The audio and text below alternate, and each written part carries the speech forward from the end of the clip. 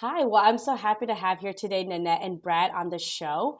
And the reason why we wanted to bring these two specific guests is because we really want to talk about diversity and inclusion in the workplace, but not only for job seekers, but also for businesses and managers that are looking to hire candidates that also can align with your goals within the organization in itself. And of course, I'm happy to have here Brad and Nanette to talk a little bit more on some of their wins and results that they received from their DEI initiatives and inclusivity and how they work together and some of the success stories that they've had by collaborating. So, Nanette, I'm so happy to have you on the show. Can you tell the audiences a little bit more about you and the organization? Sure. Well, thank you, Claudia, for having us today. I am the director of the Duman Opportunity Center, which is a program of JCFS Chicago. We're a large social service organization serving the metropolitan Chicago area. And we serve individuals really from birth throughout their years. The Duman Opportunity Center is the employment arm for serving businesses who are looking forward to have diversity and inclusion within their workplace or enhance their initiatives, as well as job seekers with disabilities. And so our job is to vet both individuals, both sides of the equation, and try to make the best match possible, not only for employment purposes immediate, but also for long-term relationships. So both parties are happy in their endeavors.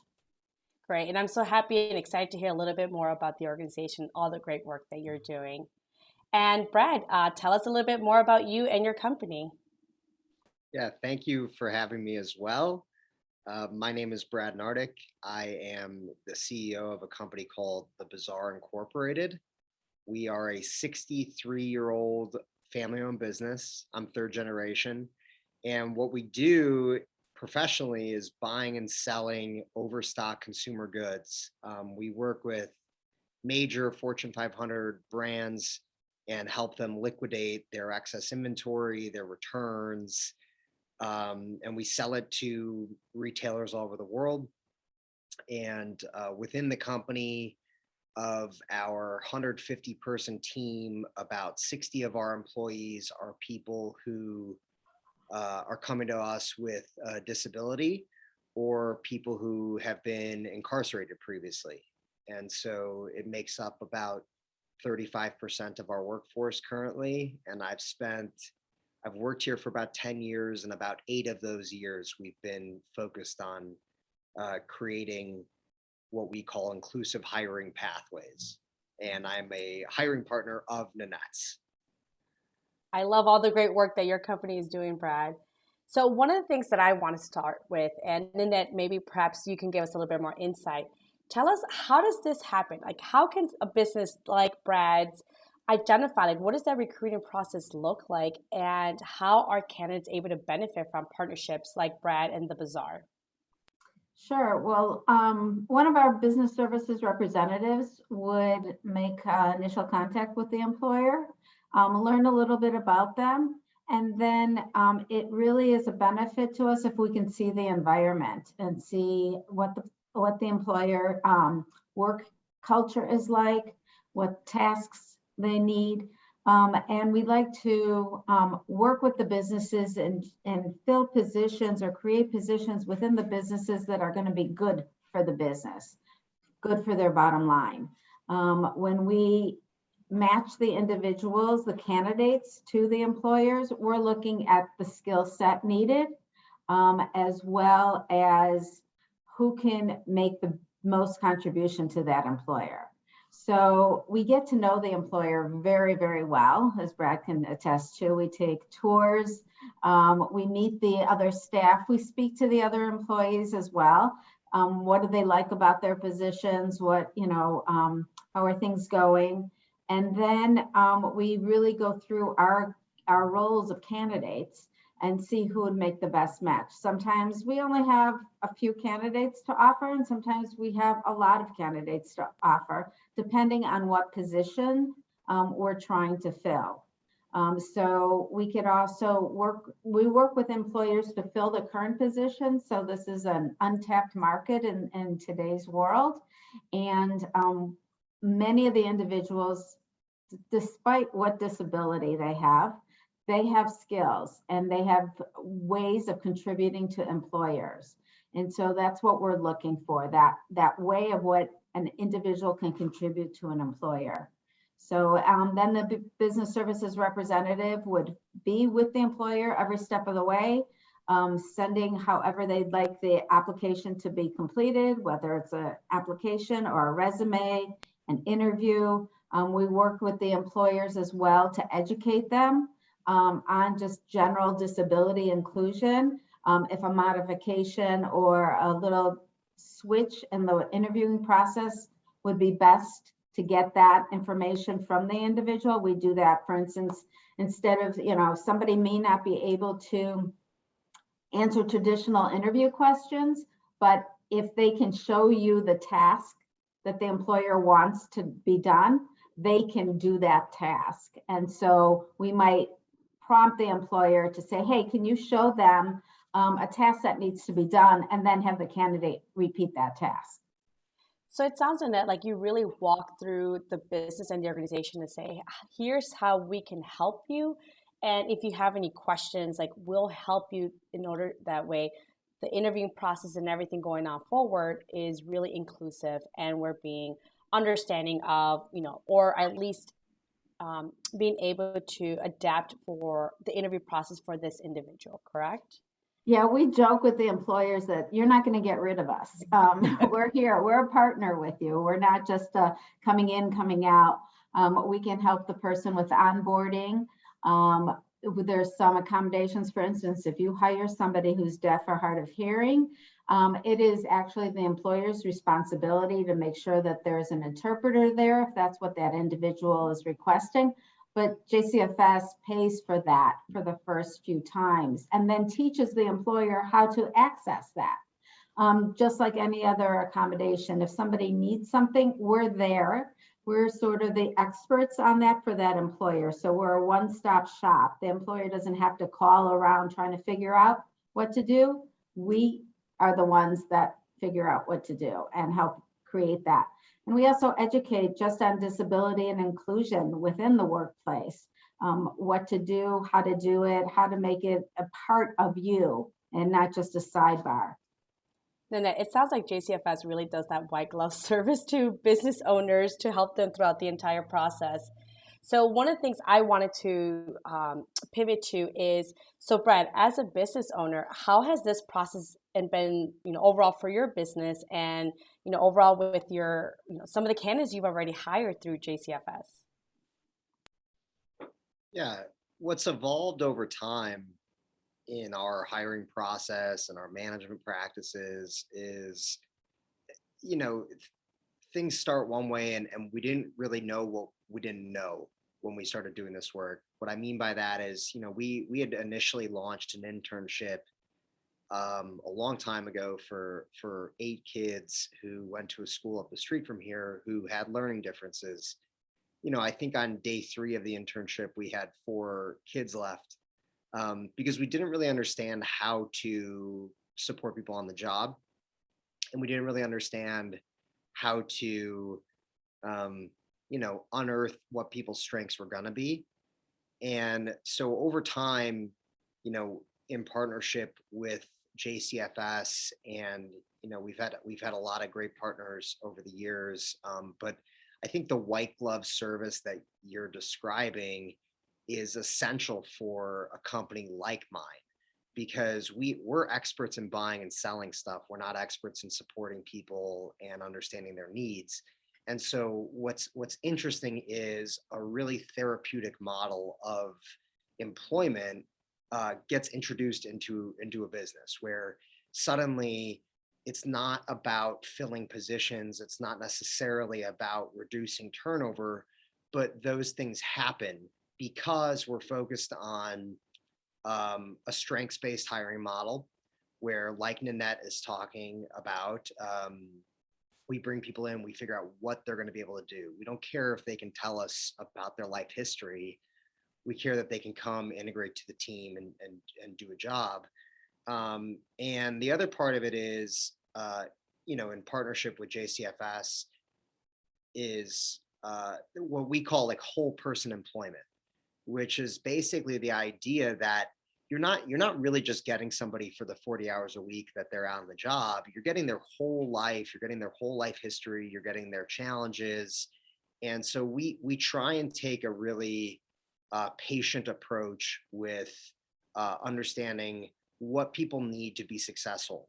In practicality, what that looks like is sometimes adjusted job hours, sometimes we understand that people may be having a hard time at home, so they need a little bit extra time off. We understand that people, everybody learns and thinks differently, so they might need different training materials and accommodations. The list goes on, but we work on those things with JCFS so that we're not just giving jobs, but we're giving people support on the job after they get here. And I think that's what makes it work. The last thing I would say is that it's one person at a time. It's not about trying to get your hiring numbers up or get your inclusion numbers up. It's about taking each individual case and investing time and effort to understand what it's going to take for that person to be successful, so that the company is successful, but also so that person has longevity in the job and it can become more of a career. Yeah, I think that's one thing that makes our relationship with the Bazaar so positive and so beneficial for everybody involved is the communication that we have. And if there's any issue whatsoever, we're on the call, we're there, person trying to figure it out, what the next steps are. And if it doesn't work out, it's what we've learned from that experience. And for that candidate, what's the better avenue for them? But it's the communication that we have to make the successes really stick. And one of the things too, Brad, with that, I know we mentioned this in our call prior, but I wanted to highlight this for some of the job seekers. Can you tell us a little bit more of like who do you hire even within your organization to be able to create a support system? Specifically with like around HR, who, for candidates that used to be teachers. Can you tell us a little bit more about that? Because I love the fact that not only is it inclusive, but I always tell my clients, we want to make sure that the companies align with our values. And, all of us have transferable skills. We don't have to stay within our specific niche or industry, but instead go with a career and a company that can and is fulfilling. And that's what really impressed me about the work that the company is currently doing. So can you give us a little bit like a high overview of who you hire or who you target to bring into the company to create that community and cohesiveness around the organization? Definitely. Up until a week ago, our head of HR was a ADA therapist and former special ed teacher. He was actually just recruited away by a bigger corporation. Right, Nanette hasn't gotten this news yet. But that was who was running our HR department, was somebody who has a therapeutic learning background, because that's what we value here. Is we don't value.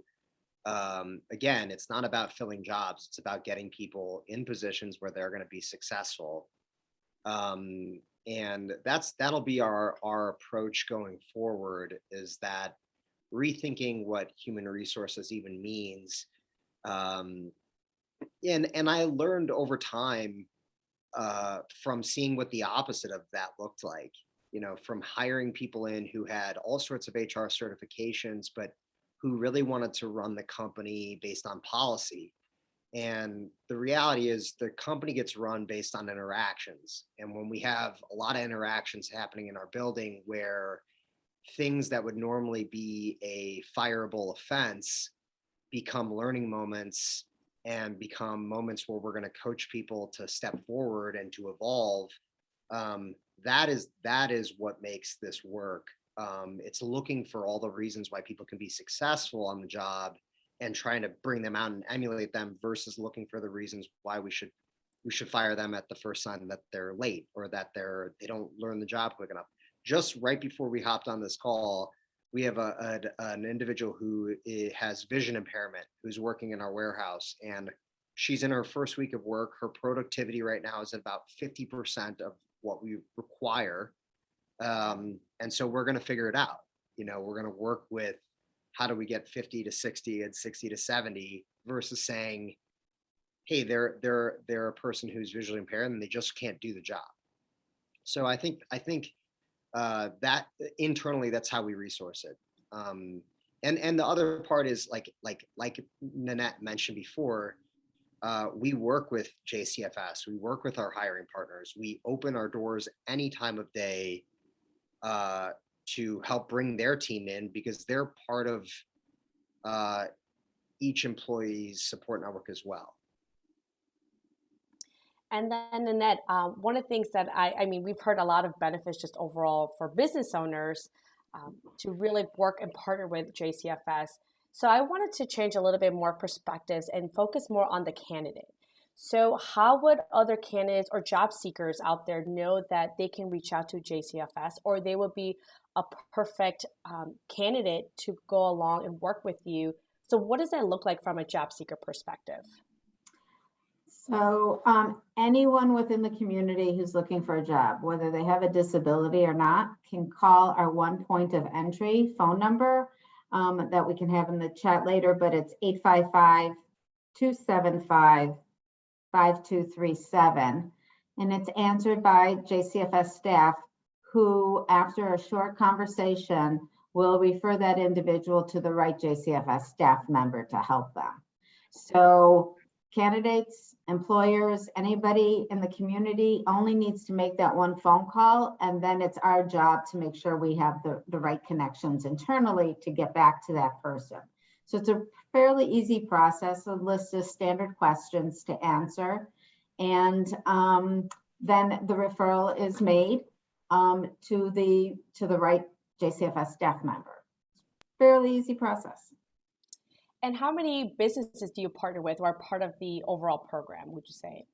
We have hundreds of businesses that we can call on, and every day we're creating new business relationships because the candidates, just because the Bazaar has some openings, we're not going to send the next 5 people to Bazaar.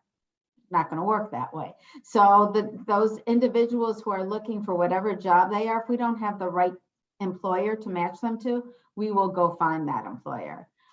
So typically we're working with anywhere between 150 to 200 businesses that we've established relationships with during the year. But as you can imagine, it grows constantly, it changes constantly. If an employer calls and asks for a specific job task and we don't have anybody who can do that, we'll let the business know that as well. We're not just going to send somebody just to say we made a match. It's not going to work that way. That's not the way we operate. So we have our job seekers constantly rotate. We serve individuals who've never had a job before to high-level executives who just happen to be downsized and have a disability. So we have a full range of individuals, but I can't guarantee I have a CEO every day of the week, but it changes constantly. Okay. And then when you say community, I know that, located in Chicago, and is it within the Chicagoland area? We serve Cook and Lake counties. We have offices in each. And now we're doing things virtually as well. We're in a hybrid model where if we need to, or that candidate would like to see us in person, that's perfectly fine. We will arrange that. Or if they would prefer doing things virtually, we can do that as well. Okay. And what would it look like for some of like the services provided to job seekers? It sounds like you're already building relationships with businesses to identify some of these job openings. What does it entail? Is it, a little bit more of like their location and, what's available to them and the type of work? But for job seekers, what are some of those resources available to them? Is it resume writing? Is it career advice, prepping them for interviews? Can you give me a little bit more overview in regards to that? Yeah, we have a full range of services for job seekers, whether it is helping them figure out what they want to do. I mean, many people come in and say, I just want to work, but I don't know what I want to do. So we can help them with that, as well as preparing resumes, preparing how to interview appropriately and properly, to the follow-up that needs to be done. Most of the work is done individually with the person, but there might be a group or two that we suggest that they attend. to get additional help, whether they're, fluid in LinkedIn or something. If they need that help, then we can provide that for them. So all the services are individually provided. It's not to say that you have to start on Monday and you're done on the following Friday. Everything's individual. If even to the where you want to meet or how often you want to meet. Oh, and if they have any questions, of course, they can reach out to that phone number you provided. And we're going to have that in the show notes as well. So if you are wondering if this is a good fit for you, whether you're a business owner or job seeker, feel free to contact them at that phone number. So that way they can help you answer those questions. Since we can't go into all the great things that you're doing in this episode, but there's other ways that you can get further information.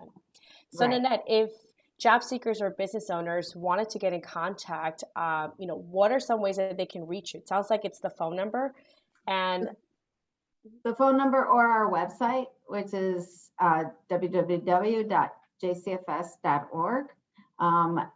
Go on there. If you're an employer, there's a page for you. If you're a job seeker, there's pages for you there as well as well as all the other services that JCFS provides.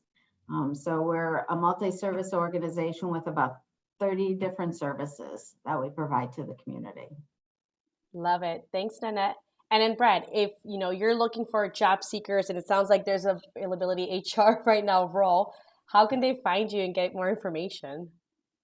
Our website is thebazaarinc.com, and we have a page that specifically talks about our commitment to inclusion, and there's contact information there.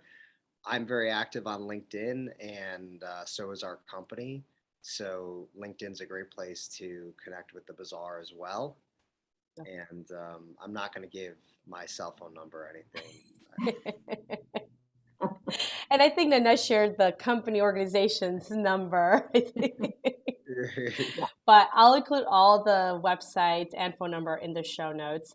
But one of the things that, and I'm glad, thank you again, both of you, for coming on the episode today and on the podcast, because I really wanted to highlight organizations like yours that are working together to really provide opportunities.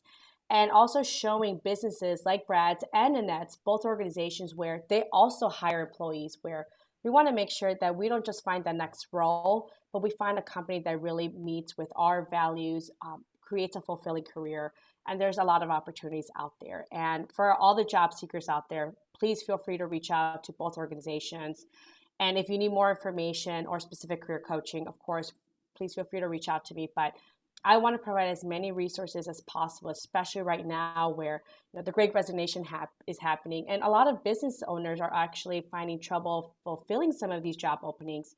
So I wanted to create kind of an avenue to bring both sides, both businesses and job seekers together, and highlight a little bit more of the resources out there to them. So again, thank you both for coming. And, like I said, if you have any questions, please feel free to reach out. Thank you. Thank you.